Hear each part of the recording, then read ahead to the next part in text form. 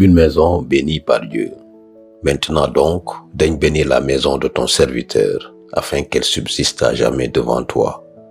Car toi, ô Éternel, tu l'as bénie, et elle sera bénie à jamais. 1 Chroniques chapitre 17, verset 27. Ce texte est une prière demandant la bénédiction de Dieu sur la maison. C'est un exercice que nous devrions faire chaque jour chez nous. De plus, nous devrions éviter tout ce qui ne peut être bénéfique à la famille.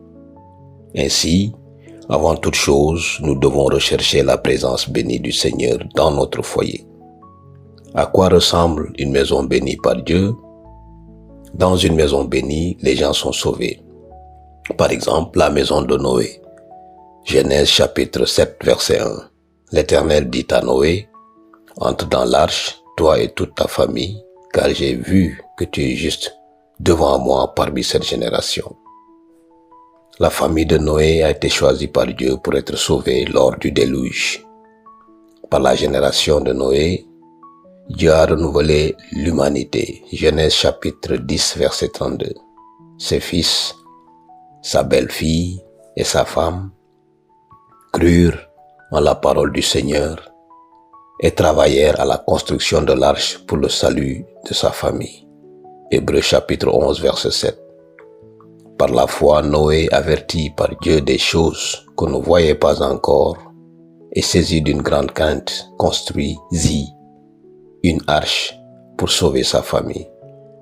Par elle, il condamna le monde et devint héritier de la justice qui s'obtient par la foi. Ils furent témoins de la délivrance que Dieu leur accorda. Plus tard, leurs petits-fils, leurs enfants et leurs descendants sauraient qu'ils avaient été choisis par Dieu. Votre famille a également été choisie pour recevoir le salut. Croyez-y donc et œuvrez dans la maison de Dieu pour la conversion des membres de votre famille. Le salut est la plus grande bénédiction dont une famille puisse avoir besoin. Une maison véritablement bénie par Dieu est celle qui place le Seigneur au centre de tout. De même que Noé a conduit sa famille dans l'obéissance et la foi, nous sommes aussi appelés à bâtir notre foyer sur la parole et la présence de Dieu. Lorsque nous recherchons quotidiennement sa guidance, en éliminant de nos vies tout ce qui ne contribue pas au bien, nous ouvrons la voie au salut, à la paix et à la protection divine. Seigneur, que chaque membre de ma famille reconnaisse que la plus grande bénédiction ne réside pas dans les biens matériels, mais dans la certitude du salut et le privilège de vivre sous ta grâce. Que Dieu continue de bénir notre foyer aujourd'hui et à jamais. Amen.